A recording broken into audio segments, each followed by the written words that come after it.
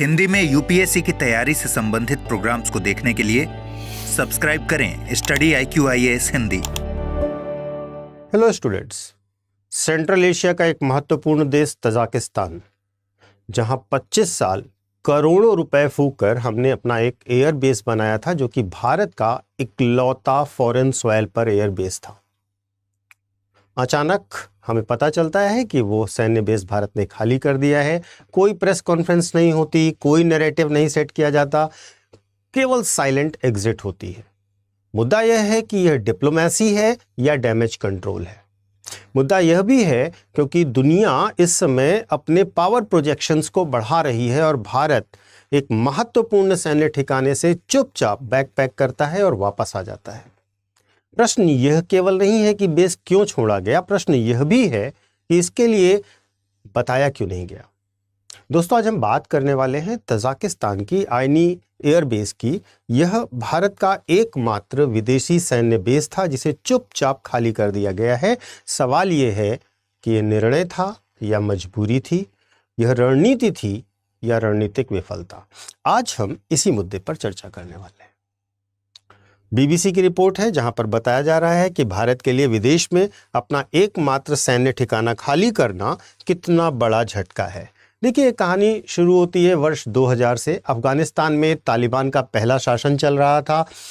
भारत को central Asia में foothold चाहिए था। वहीं से शुरू हुआ आइनी एयर बेस का निर्माण और भारत ने रनवे बनाया, फ्यूल डिपो बनाया, साथ ही साथ नेविगेशन सिस्टम लगाया, ATC तैयार किया और एक तरीके से करीब $10 करोड़ का प्रोजेक्ट ये फाइनलाइज किया 2 दशक में।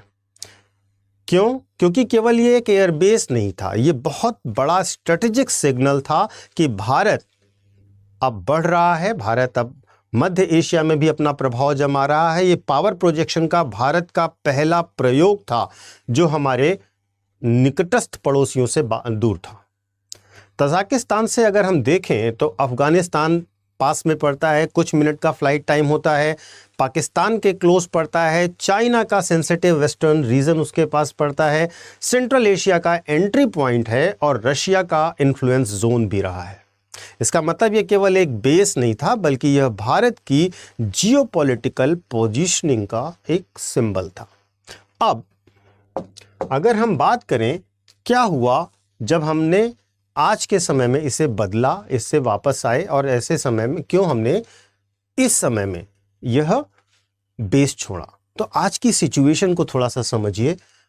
अब अफगानिस्तान में तालिबान वापस आ गया है, अमेरिका वहां से एग्जिट कर चुका है, सेंट्रल एशिया में चाइना जो है वो डोमिनेंट रोल प्ले कर रहा है, रशिया अभी यूक्रेन में व्यस्त है, पाकिस्तान और तालिबान की डायनामिक्स बहुत ज़्यादा सेंसिटिव होती जा रही हैं।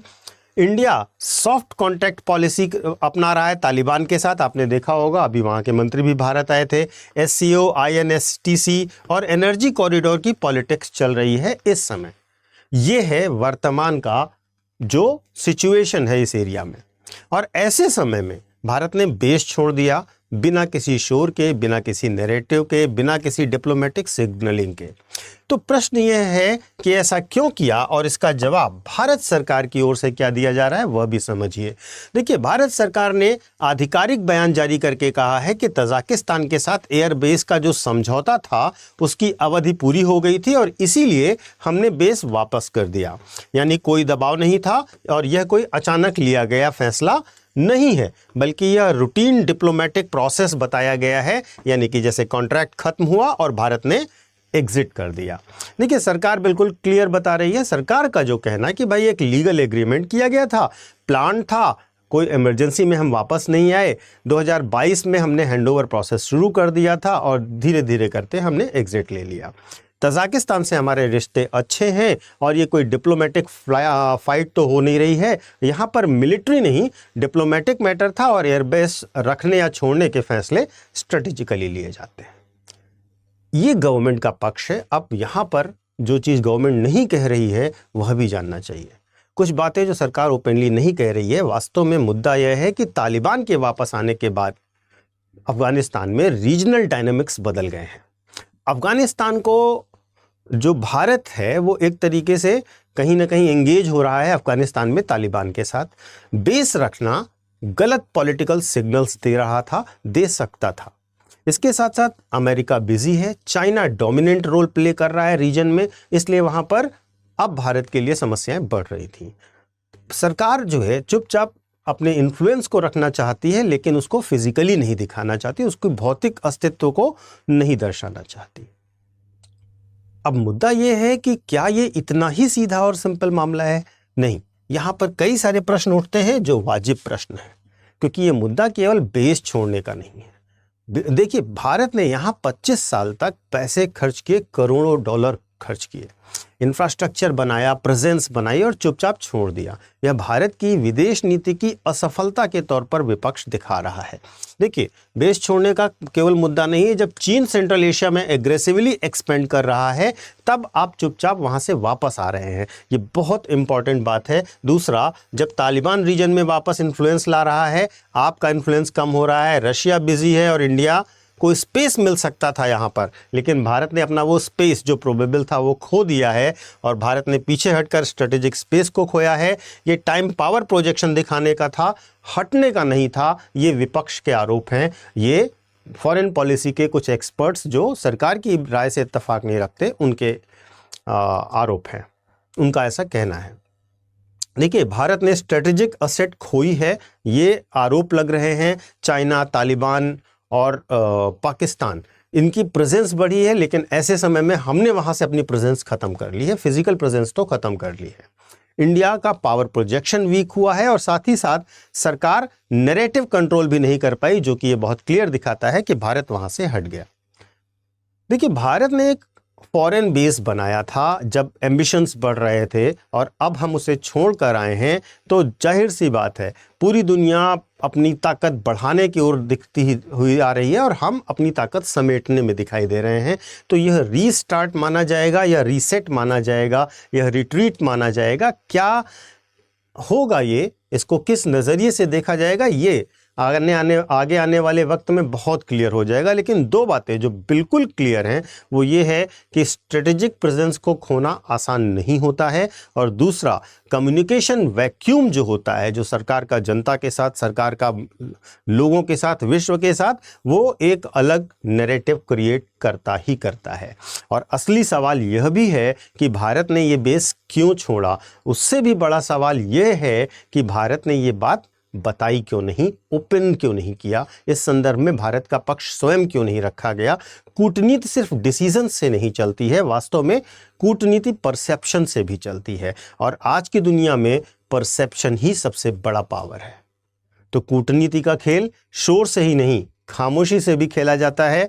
आप भी अपनी राय बताइए, आप क्या समझते हैं, आप क्या मानते हैं कि भारत का यह डिसीजन एक तरीके से रणनीतिक सोची समझी चाल है, सोचा समझा कदम है भारत की तरफ से, या फिर आपको लगता है कि भारत ने एक स्ट्रेटेजिकल पॉइंट मिस किया है? महान ज़रूरत थी इस समय की, ये वक्त की ज़रूरत थी जिसे भारत ने मिस किया है।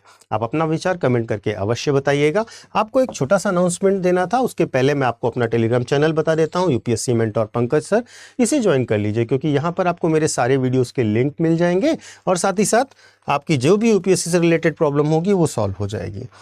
उससे भी इम्पॉर्टेंट बात यह है कि जो बच्चे 2026 में प्री देना चाहते हैं, करीब 200 दिन का समय शेष बचा हुआ है, अब उन्हें जल्दी से पूरे कोर्स को रिवाइज करना है, ब्रशअप करना है और तेज़ी से अपनी तैयारी को with test series, with subject wise test, current affairs test, सब कुछ उन्हें फटाफट ये चीज़ें करनी है। तो और उसके लिए हमारा एक स्पेशल बैच लॉन्च हो रहा है, जो सक्सेस इन प्रीलिम्स बैच है, जो हर वर्ष प्री से पहले लॉन्च किया जाता है।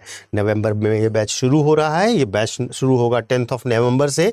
आप इसका ब्रोशर हमारी वेबसाइट पर जाके जरूर देखिएगा। सबसे अच्छा है कि आप हमारा ऐप इंस्टॉल कर लीजिए, स्टडी IQIS वाला, जहाँ पर आपको सारी डिटेल्स अपने आप मिल जाया करेंगे। आप हमारा ब्रोशर भी देख सकते हैं और बाकी सारी चीज़ें भी।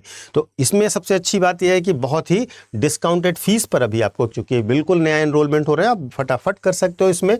गोल्ड और प्लेटिनम बैच है। आपको बस कोड क्या करना है, कोड लगाना होगा पीके लाइव का। ध्यान रखिएगा, गोल्ड और प्लेटिनम बैच में केवल एक अंतर है, क्योंकि प्लेटिनम बैच में आपको 1-to-1 मेंटोरशिप भी मिलेगी। मतलब आपको एक मेंटोर दिया जाएगा जो आपके डाउट्स को, आपके क्वेश्चंस को साथ में लेता रहेगा, बातचीत करेगा, आपको आपकी समस्याओं को हल करेगा। अदरवाइज दोनों में बाकी कोर्स की डिटेलिंग सेम है।